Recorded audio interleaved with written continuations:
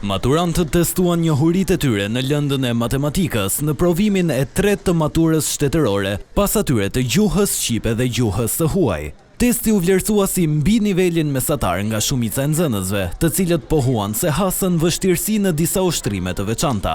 Ishte pak nivel mbi mesatar do thoja, jo për faktin se ishin ushtrimet e vështira, por që kishte shumë ngarkesë, domethënë nuk ishin ushtrime që t'linin të merrje pak frym ndërmjet, ishin gjitha domethënë goxha të ngarkuara, por që kemi punuar me kujdes, procesi ishte komplet i rregullt, nuk patëm fare domethënë shqetësime. Ishte mesatar, besoj mesatar i lartë. Ishte mbi nivelin mesatar. Them drejtën ishin disa ushtrime që nuk i kishim bërë më përpara, domethënë. Sa i përket shpërndarjes së tezës në rrjetet sociale pak pas nisjes së testimit, Ministria e Arsimit deklaroi sërish se procesi mbetet i paprekur. Pasi provimi është zhvilluar në masa të rrepta sigurie, përfshir kamera monitorimi dhe kontrolle në hyrje. Një javë më vonë, më 24 qershor, maturantët do t'i nënshtrohen provimit të fundit, atij me zgjedhje.